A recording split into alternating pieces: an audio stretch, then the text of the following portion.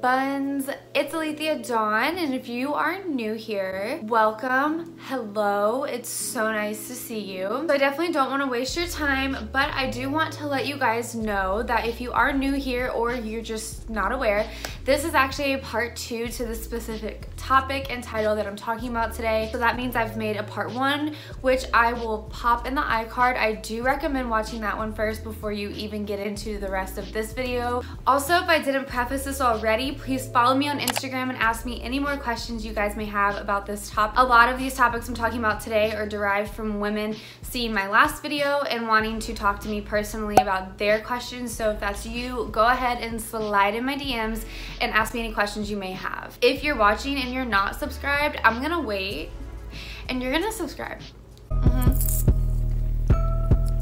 Because I'd love to welcome you to my honey bun family.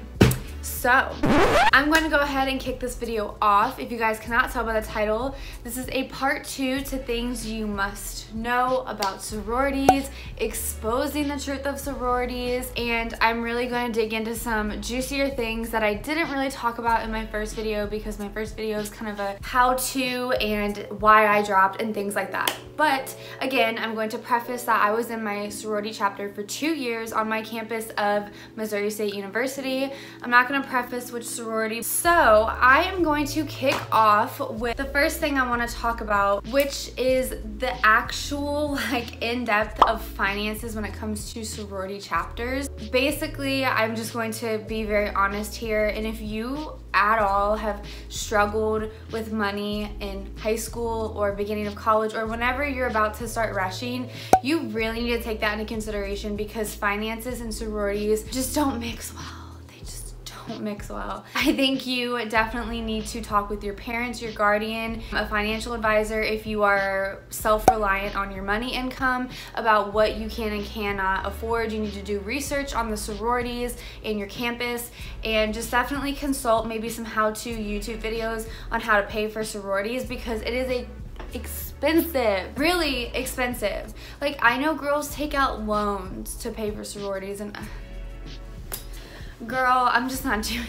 I definitely have some debt to my sorority. I'm basically paid off to them now. However, I lived in the chapter's house and obviously my freshman and sophomore year dues were really expensive, so I had to pay that off gradually. So yeah, just definitely take finances into consideration because some chapters are way nicer than others when it comes to helping you. My experience, it's like they wanted to help me but didn't want really to actually give me anything. I applied for grants and I applied for other things on campus and through my sorority that could aid me in money, and I didn't get any of it. Other people did, and so that's the main reason why I dropped. But again, reference video number 1 for more details about that. The second thing I want to discuss is something that I feel like maybe you won't see in a lot of videos like this, because the whole reason why I like to make these videos and why I'm making another one is because I feel like I am providing insight on things that other women don't talk about. And I think there's a huge issue around the partying atmosphere. So by that I mean you as a freshman or a transfer student and you're rushing into a chapter and you feel like you are not welcome or included or making friends if you're not out partying. And I'm speaking from personal experience here. I literally felt like that probably from freshman year even until sophomore year, living in the chapter house. And it's a really awful feeling because I'm not much of the going out and doing the frat scene. Like, that just was never me. And so it was really hard to stay connected with some of the girls that I first met that I thought were really gonna be my friends that really ended up not being my friends because I just was not a partier. So if you're watching this right now and maybe you're already in a sorority and you've experienced this, please don't give into that. If you're a party animal, that's fine. I have best friends that are all about partying. That's great. I get in those moods too, but it's just when you're a freshman, you really want to establish how to do college and how to be a successful student outside of high school. And when you're in a sorority that pressures you to basically, oh my gosh, just come out with us, it's the best party of the year, da da da, oh it's study day, oh it's finals week, it's silly week, syllabus week, stuff like that. it makes it really hard for you to break that routine or ever make a new habit of being very focused on school. So I feel like when you get into a sorority, and this is very specific to Greek life, I feel like they are huge about pressuring that. And it's not like the exec board is sitting up there telling you, you better go party on silly week. Obviously not. The executive boards do take these things very serious and they honestly discourage it, but it's the girls that you're gonna be in the chapter with. Like, it's bound to happen, and it happened to me and it sucked, and I literally did not make friends until probably my second semester of being in my sorority, and those are the women that have stuck with me through it all, even after I dropped. And so just be very mindful of that the partying atmosphere can be very pressuring, and you need to make sure you have your priorities straight about college, because that's what you're paying for, before you decide, oh, I need to go to XYZ party and whatever frat house. The third thing I want to talk about is something else I've been asked via my Instagram DMs from other women, and that is basically, is there really like a cult-ish vibe, a culty behavior? Yes, yes, it is culty.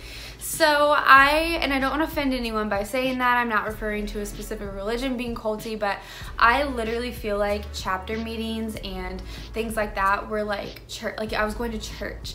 Like, I'm going to do my 3-hour-long Sunday mass, and the rituals they have you do are kind of scary to me because they focus on like purity. I don't know if that's very specific to what chapter you're in, but I feel like there's some like weird pure, like, just to make a short answer about it, yes, I do feel like chapters have culty behavior, and I feel like the chapters are very pressured about you needing to know that. And of course, like, you're not supposed to tell the secrets of ritual. I don't really have a reason to get on video here and tell you guys exactly what my chapter did, because it's just not significant nor something I would like really want to do. But I do think that it is just a little weird the way that some chapters bring you in, like when you're a pledge and you're in your pledge class and you're finally initiated. I feel like it is very, very culty. Mine was a little weird, wearing like the all white, like pure dresses. It's just a little kind of borderline culty to me, and I'm not too sure how other chapters do it. I know that some chapters are way worse than others, but yeah, there's definitely some cult behavior, and I think that it can get a little freaky and definitely drive some people away. To go along with that, because it's very serious on the meetings, if you don't have time for that, if you think you're not gonna have time to have 2 or 3 meetings a week that are a couple hours long, especially when you're a freshman and you're first initiated, you need to heavily consider whether or not you should rush a sorority or not, because that is a huge, huge time commitment, and that's just really hard to manage as a freshman. I know there were times where I would cry myself into like such a worry because I'd be so scared that I wouldn't have time to study or just time to do anything else that wasn't completely surrounded around my sorority. So it can definitely be a little too time consuming sometimes, especially as a freshman or someone new to sorority life. So definitely take that into consideration. And that leads me into another question I got from someone DMing me, and that was, is it manageable to have a job while in a sorority? So speaking from experience, I did have a little part-time job at the YMCA when I was in my chapter, and I had that job my sophomore year for basically a whole semester. And I'm not gonna lie, it was very, very hard to time manage that on top of school, on top of wanting to do other extracurricular things, and I would not recommend having a job that you're gonna be working more than 15, 20-ish hours at, which is like a normal part-time job. I don't know how a lot of girls do it. I do know a few girls that have 2 part-time jobs, so they're basically working full-time, and I just could never, because I know those women really struggled on making points. Some sororities are based off like point systems that for the meetings and the events you go to, and if you don't make that, sometimes you have to pay a fine, and like if you don't have a job to go to, like how are you gonna pay that fine? Definitely take that in consideration. I think it's doable with a part-time job. However, you really have to make sure you're communicating with your executive board and other members that you may miss something because you have a job. If you have to pay like a car payment like how I do, or you have to pay like any other bill, it makes it really, really hard to even make enough to pay that when you're only working part-time, because you have to worry so much about your sorority meeting at 7 o'clock. So definitely take that into consideration. One of the last things I want to talk about is just the disrespectful behavior I feel like they coddle and raise up within sororities. And the reason why why I say that is because I think that a lot of the exec members are too shy, or it doesn't even have to be exec, it could be any other member, are too shy and just want to please everyone, so they don't want to call out bad behavior or bad things they see. And when I say bad things, I'm referring to cliques or bullying or biased, being mean, just mean girls in general that you will find in literally every single chapter, like every single one. And I think the reason why no one wants to call that out is because they want to live in like a pretty unicorn, puppies and rainbow world and think that it's so great and everything's just, you know, nothing's wrong with it. And I think that that's just an issue, because then that group of people or that behavior or that mindset kind of festers, and it doesn't ever really get called out. And so I think that sometimes chapters have a really bad issue with raising that up.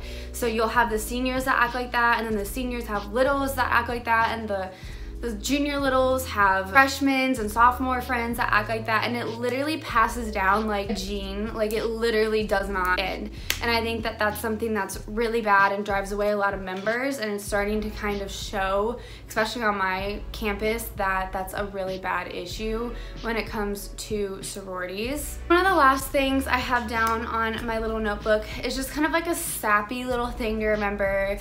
We're gonna get a little sap here. So I always was told by my mother, and I was always told by my grandmother, and I tell myself and my friends this. This is something I thought about when I was wanting to drop my chapter, and I was always told this growing up, and that is, never put so much energy into something in your life that isn't putting that energy back into you. So whether that is an object, a person, a toxic relationship, a mindset, a relationship with a diet, you can literally apply it to anything. If you're watering and nourishing something in life and putting so much energy emotionally, physically into something, and you're not getting that back, and it's not pushing it back onto you and the community and things around you, it's more than likely going to end up wearing you down more than it is building you up. And I think that is something that has not only helped me in toxic friendships, it's helped me in toxic relationships, but it also helped me break my toxic relationship I had with my chapter, and made me realize the things that was flawed and wrong and weighing me down and weighing my mental health down, and just in general. So if you guys take anything out of this entire video, I think it should be that, and apply it to all aspects of life, especially if you're watching this and you're considering or currently in a sorority. So again, thank you for coming to my channel. If you're not subscribed, make sure you guys are doing that, and I could possibly do a part 3, I don't know, let me know. But I hope you guys enjoyed this part 2. Stay healthy, and I will see you guys next time.